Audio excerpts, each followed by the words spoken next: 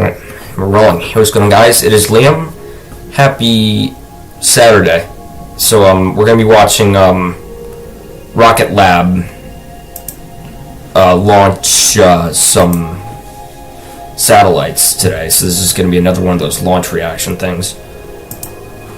I did put the link to this video, or this coverage in my, in the description. So if you guys want to check it out, check it out. If you guys want to check that out, you can go ahead and click the link.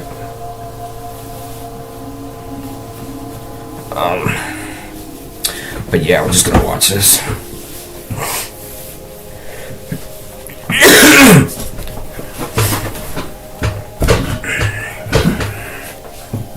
Oh, and if you guys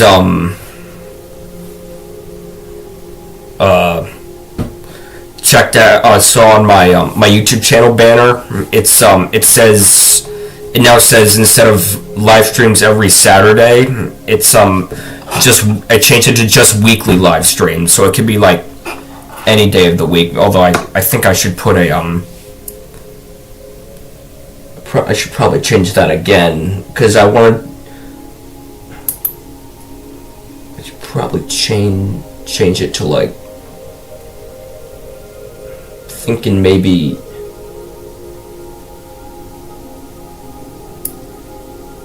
like on a Friday, because I used to do it on Fridays, but like I'm like Friday every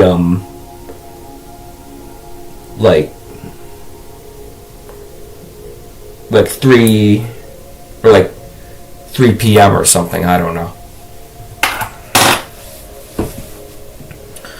But I kind of have to go to the bathroom a little bit, but I mean I'm gonna hold it in. So yeah.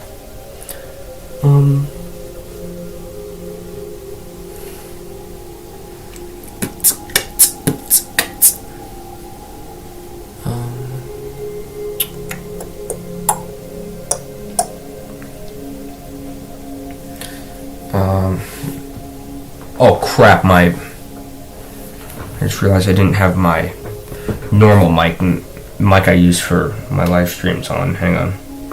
Let me power this on. Let me make sure this is working. Alright. Okay. Connected. Yeah,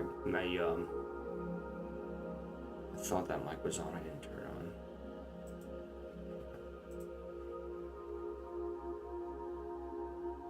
Okay. So, yeah. Alright, so we're good now.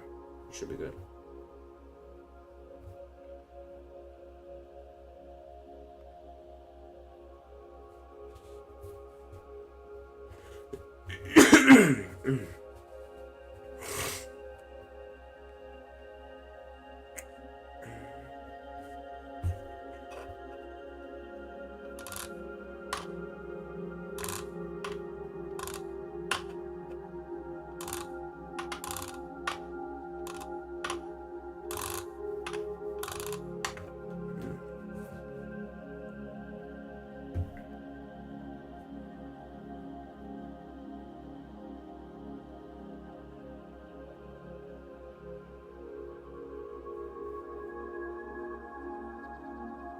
I wonder how all of the like the other like plus signs, or that's what I'm just gonna call them, like all of them, or like crosses on this thumbnail are gray, except for this one, which is red. Interesting. And speaking of which, the coverage should start, yeah, pretty soon.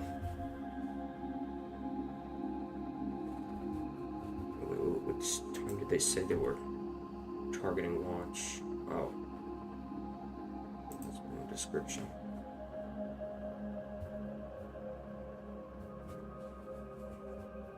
So I mean, let me just tell you guys a little bit about this this launch.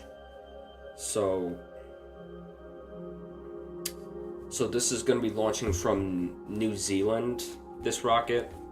And this rocket's name is Electron, and it's manufactured by this company you see on my screen. It's called Rocket Lab. And they're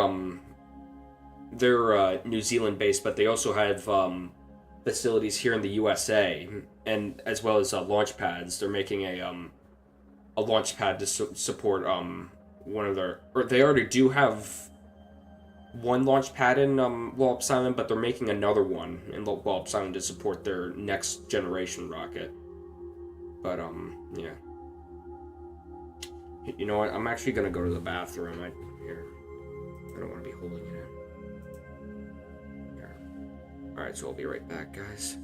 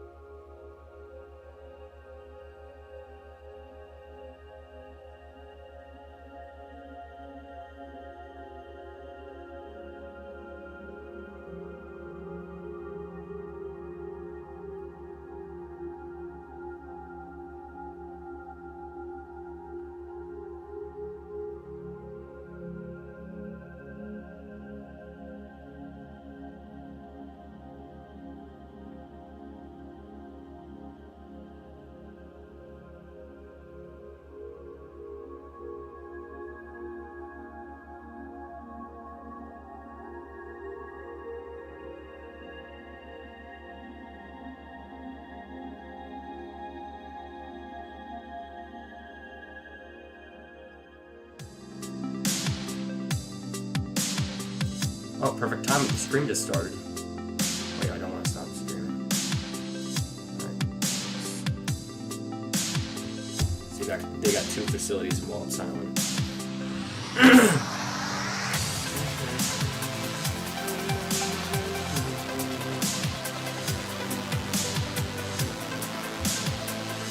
There's the CEO.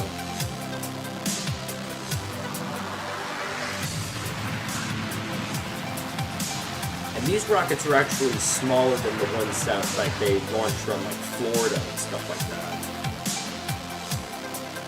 Because they're designed to launch like small satellites.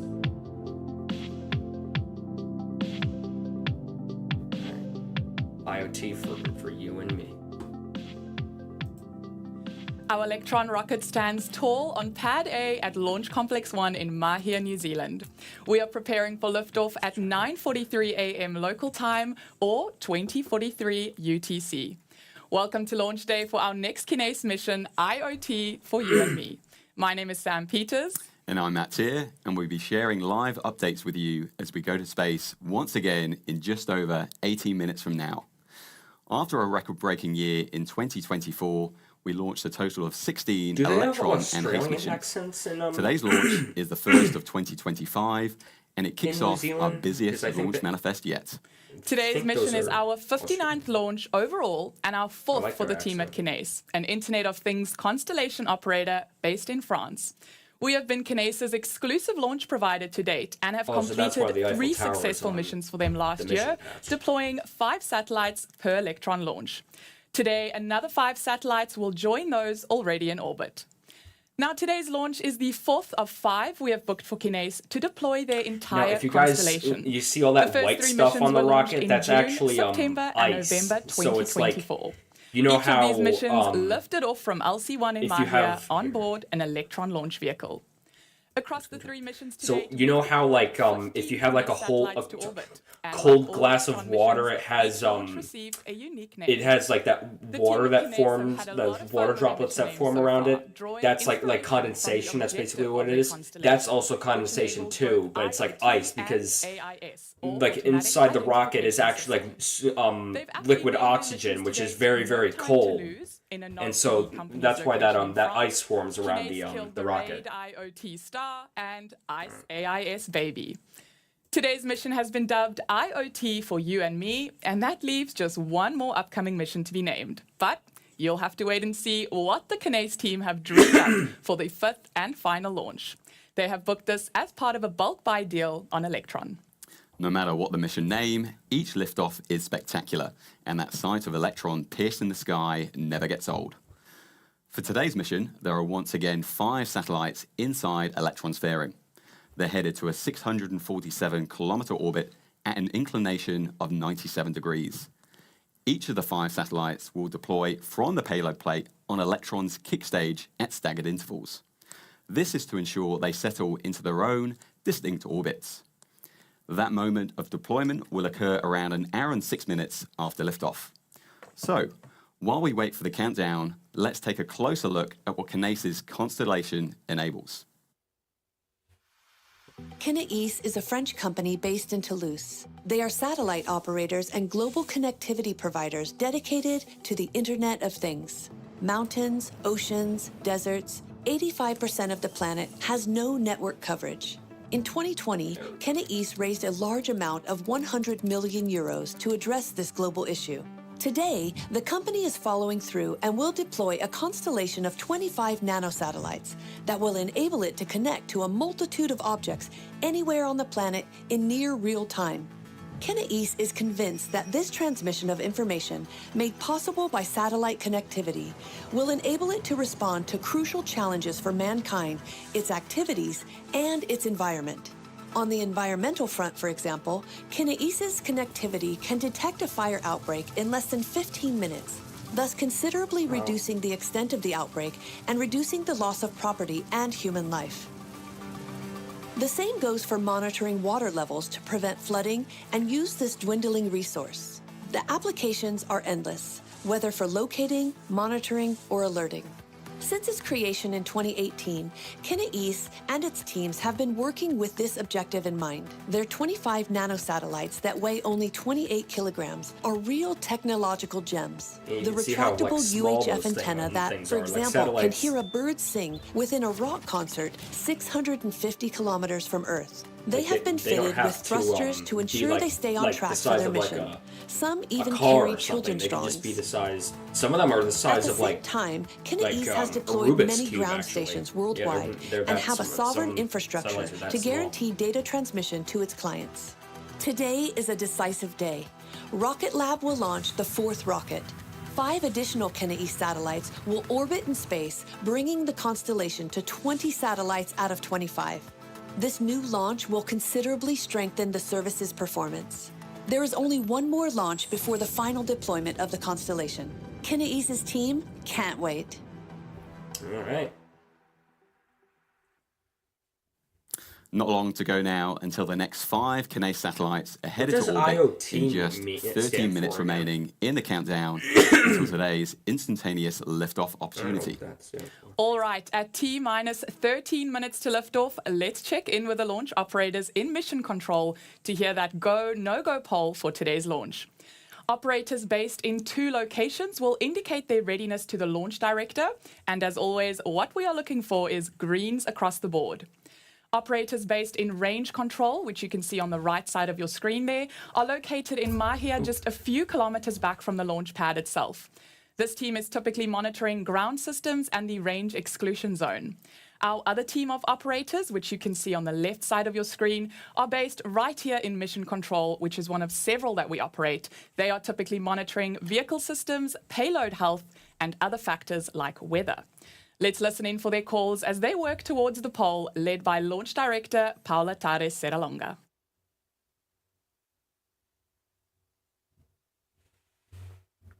So they're going to check to make sure the systems on the rocket are good.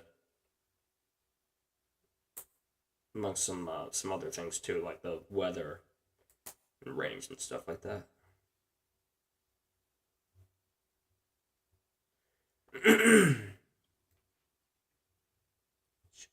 Tour station LD mission core proceeding with a go-no-go sequence stage.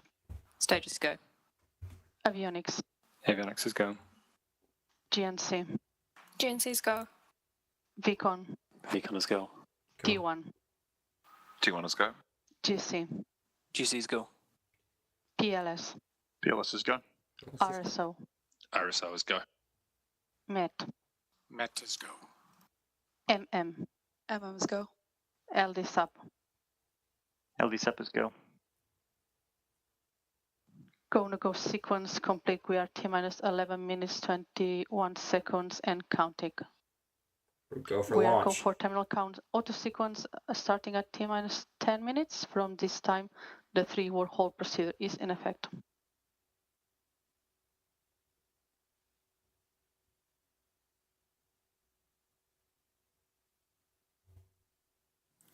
You heard it, folks. We are go for launch, and the count is proceeding. We're at T-minus 10 minutes until liftoff. Now, if you've been watching Electron launches for a while, you know that we often have an availability window in which to lift off the pad on launch day. Typically, this is 2 to 4 hours long, and it gives us the flexibility to select the perfect liftoff time on the day based on optimal weather conditions. Today's mission, like all the Kinéis launches before it, is a little different because it requires an instantaneous liftoff. That time is dictated by customer requirements, which is a benefit of flying dedicated on Electron.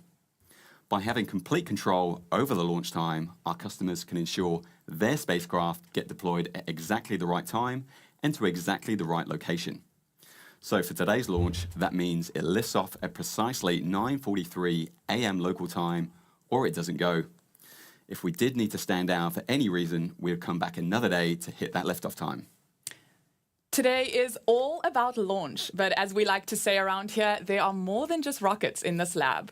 As Electron progresses through the count, let's take a look at some of the other exciting missions our team have been enabling. Right now, a rocket lab designed and built spacecraft is orbiting Earth. It is supporting a capsule for Varda Space Industries, which is a microgravity-enabled life sciences company. They process materials in orbit and return them to Earth. Varda's W2 mission is supported by a Rocket Lab Pioneer spacecraft that provides power, communications, propulsion, and attitude control to Varda's 120-kilogram capsule. Inside that capsule are some innovative payloads, including a spectrometer from the Air Force Research Laboratory. The capsule also employs a heat shield with a thermal protection system developed in collaboration with NASA's Ames Research Center. These payloads are in addition to Varda's expanded pharmaceutical reactor, which will increase the capability and capacity for pharmaceutical processing on orbit. Following the payload processing phase in orbit, Rocket Lab spacecraft will guide and position Varda's capsule for deorbit. This will enable a hypersonic re-entry and recovery at the Coonabar Test Range in South Australia. Let's take a look back at where our journey with Varda started. Yeah, so Rocket Lab makes more than just rockets. They make satellites, too. This is a totally groundbreaking platform. The ability to use a propulsion system on a re-entry probe back to Earth is pretty sweet.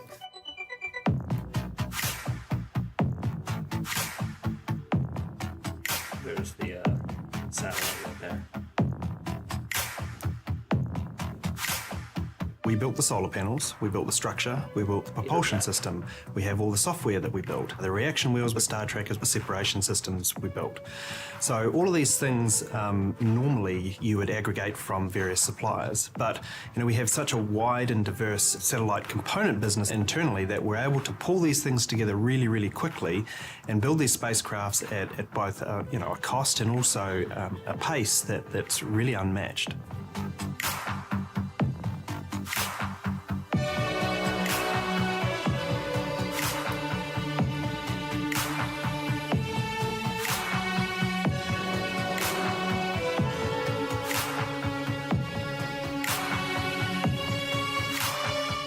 Well, what's next for space systems in the near future is we've got 3 more coming down the pipeline for Varda. This bus specifically, we can support a number of different kinds of missions. So Rocket Lab is not just a launch company. You know, we're building constellations of spacecraft right here in our factory in California. It's based in California. The W2 mission is our second for Varda, and a third Pioneer spacecraft has just been delivered to Vandenberg Space Force Base for launch in the coming weeks. It is a very exciting time to be a part of our space systems team. If you want to design, build, and operate missions like this one, check out the careers page on our website for all the latest open roles. In the meantime, follow Varda and Rocket Lab on X for real-time W2 mission updates. While our spacecraft are hard at work on orbit, we're making big progress on the ground too, particularly when it comes to Neutron and its launch pad in Wallops, Virginia. Right now, on your screen is a live view of Launch Complex 3, located in the Mid-Atlantic Regional Spaceport within NASA's Wallops Flight Facility in Virginia. It sits alongside the much smaller pad for Electron and HASTE, but there are, of course, quite a few key differences. The first is the most obvious. It's much, much bigger. Electron stands at just 18 meters tall, whereas Neutron is more than twice that at over 40 meters tall and up to 7 meters in diameter. Recently, Neutron's launch mount was installed ahead of the first launch, and you can really see the sense of scale from the people standing nearby versus Electron's launch mount next door at LC2. Now, if you are familiar with our launch pads at LC1 and 2 for Electron, you will know that they feature a strong back to hold Electron in place vertically ahead of launch. Neutron's pad at LC3, however, will not feature a strong back. Instead, Neutron's landing legs will be held down by the launch mount itself. Each hold down is designed for a compression force of 2.1 meganewtons and a tension force of 2.1 meganewtons. Other recent additions to LC3 include 2 enormous LN2 vaporizers. These will be used to supply gaseous nitrogen for the vacuum and environmental conditioning system for Neutron when it's on the pad. And with that, the large infrastructure items are done and dusted at LC3. Now it is a case of connecting all systems together and running them through a vigorous test and commissioning phase as we count down to Neutron's inaugural flight later this year. Speaking of countdowns, we are just T-minus 4 minutes before liftoff at LC1 for today's Electron mission. Here's what you can expect once those 9 Rutherford engines ignite, kicking off our 59th trip to space. Electron's journey to orbit takes just 9 minutes, followed by payload deployment just over an hour into the mission. It starts with the fiery business of liftoff. Fiery business. Shortly after this, just shy of 2.5 minutes into flight, we'll have burned through all the liquid oxygen and kerosene in our first stage, so those 9 Rutherford engines will shut down. Stage 1 and 2 then separate, and the single Rutherford engine on our second stage ignites to continue the mission onto orbit. Next, the fairing separates, exposing those 5 Kinéis satellites to space, ready for deployment. And since Rutherford uses an electric motor to power its propellant pumps rather than a traditional gas turbine, Electron carries batteries on board to power those pumps. Our engineers and designers devised a very clever system of ridding ourselves of those batteries once they are depleted. This saves mass on the way to orbit. It is a process that we call battery hot swap. It allows us to switch to a fresh set of batteries mid-flight and is a milestone that takes place around 6.5 minutes into flight. From there, the second stage engine finally shuts down at 9 minutes into flight, and that's when the kick stage separates from that second stage and settles into a coast phase around Earth for around 40 minutes. The final phase is orbit circularization and payload deployment. About 52 minutes after liftoff, the tiny 3D printed Curie engine on the kick stage will ignite to circularize its orbit and shut down just before all 5 of those satellites are deployed in sequence to their final homes in space. All of that will take place in just 2 minutes from now. As we enter the final count, Electron will enter the auto sequence. This is when the vehicle takes over control and prepares for liftoff. Let's hand it over to the operators in mission control to listen in on that sequence. So we're less than 3 minutes. And confirm all expected primary flight computer ASCOs are green. Confirmed. Clear call for auto sequence start at T-minus 2 minutes. LDs go for launch. LDs go for launch. Look at everyone. So those are all the employees back there. Taking a look at mission control. Cool that they can get like a front row seat of mission control.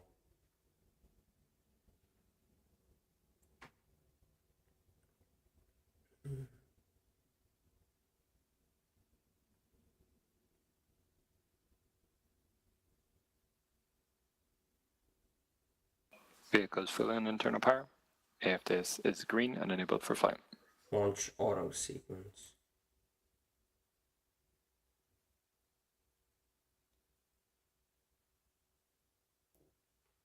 Right, so here's everything. Here's the timeline of the launch on the side.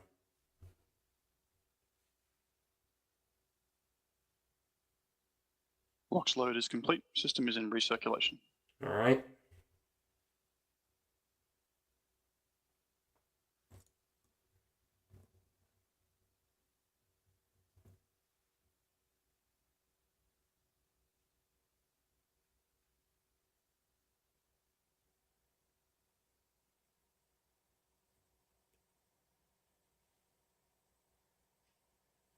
All right. Anti-geysering is disabled. All right, we're less than a minute. Lift off. Stage 1 and Stage 2 tanks are pressed for flight. All right. Here we go. 45 seconds. High flow dome purge is enabled.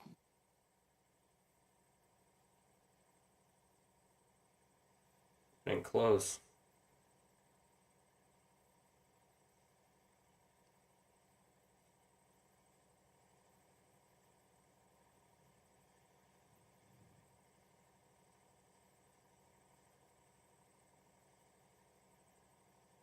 T-minus 20 seconds and counting. All right.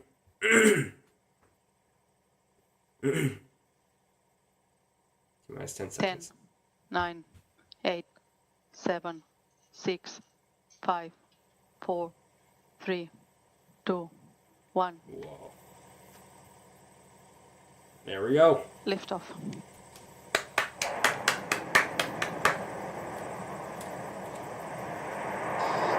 Click the button to see if you can launch well. Beginning pitch over.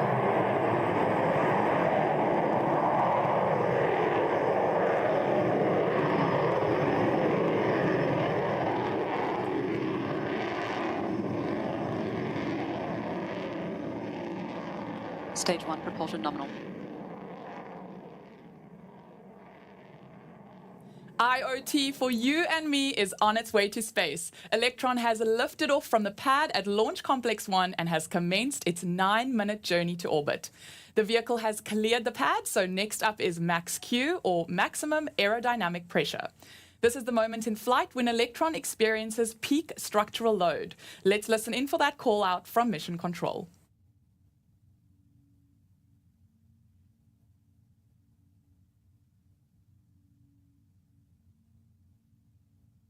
Cleared max Q. And that's the call we're looking for. Electron has successfully cleared max Q. We're now at 15 kilometers in altitude and traveling at over 2,200 kilometers an hour. Up next is a particularly busy time in flight. Electron will go through main engine cutoff, or MECO, followed by stage separation and then second stage ignition. Having depleted all the propellant in the first stage, we don't need to carry what is essentially a giant empty fuel tank the rest of the way to orbit.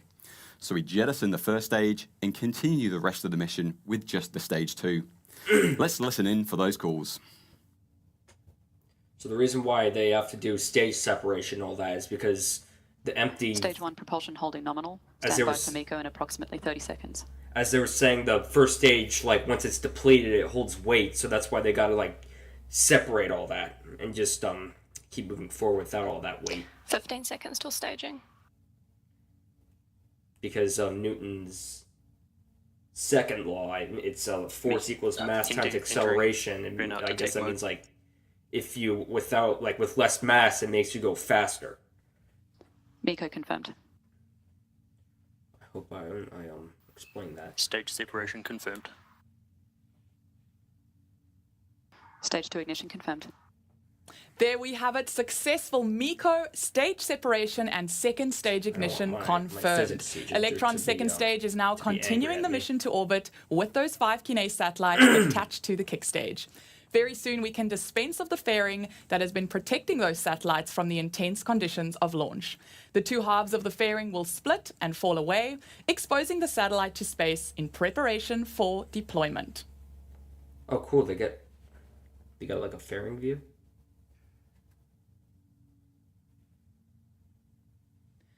Those are the magic words. Electron's fairing has been jettisoned. We are now at 3 minutes into flight with less than 6 minutes remaining in this second stage burn. So the fairing, if you don't know what that is, the fairing is the cone at the top of the rocket. So like what happened is and that's where the satellite is. That's what's inside of the fairing. So what happened is it split in half and fell away. I don't know if we can't see it on our screen at this point, but they With Electron's fairings gone, the payloads are now exposed to the vacuum of space. But we're doing things a little differently with Neutron. Neutron's captive fairing will stay attached to stage 1, and our second stage will be deployed from within.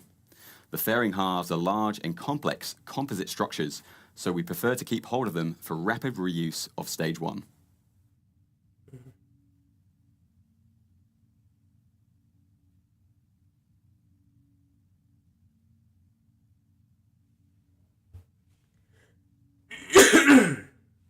We're more than 4 minutes into liftoff.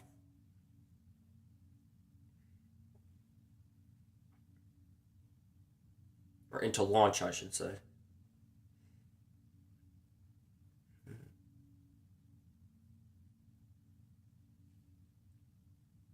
Stage 2 propulsion.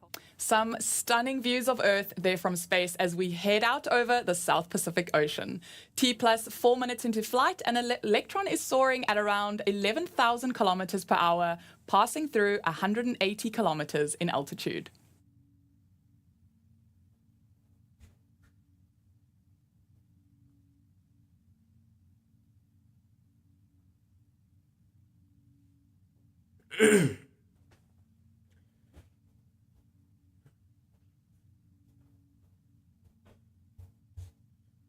I still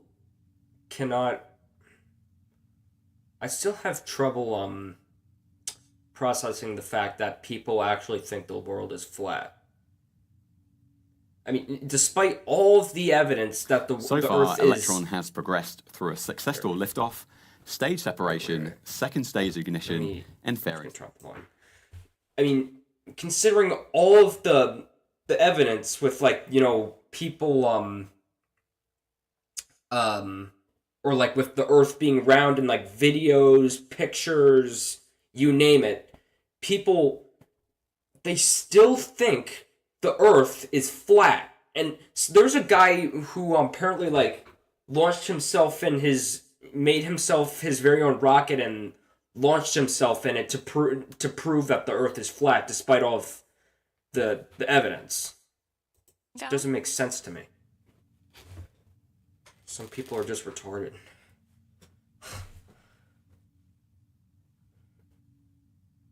But then not my oh, so there go the batteries.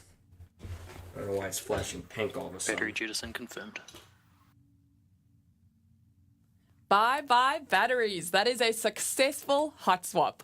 We are now around 6 minutes into flight at an altitude of about 206 kilometers. We have sailed through most of the key milestones for this launch, with just a few more to come, including SECO, or second engine cutoff. At that point, the Rutherford engine will throttle down, eventually coming to a stop in preparation for kick stage separation. That moment will mark the end of the first mission phase, and it's coming up at 9 minutes into flight. 9 minutes. Okay, what is going on with this camera right now? It's all wargity wibbly wobbly. Okay.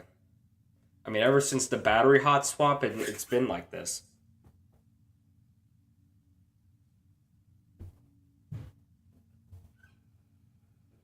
AFTS has saved. I mean, I don't think it has... So what you're looking at on your screen is our vacuum-optimized Rutherford engine. It might look simple, but there's a lot of systems keeping everything running smoothly. Each engine, sea level and vacuum, has a dedicated engine controller which performs local, closed-loop control computations for that engine. That involves sensor sampling, processing, and also position control of engine valves and actuators. This includes the thrust vector controllers, or TVCs, which gimbal the engine to give us direction. However, each of these engine controllers are themselves centrally commanded by the flight computer, which performs the overall guidance, navigation, and control for the entire vehicle. What was I going to say? What was I going to say? Oh, wait, I just realized the camera's back to normal. Oh, I remember. So I think the reason why... You might remember earlier in the show we mentioned that Rutherford would begin to throttle down for shutdown. Well, we're now fast approaching that point. Soon you'll hear an operator call out entered burnout detect mode, and you'll know that SECO is close.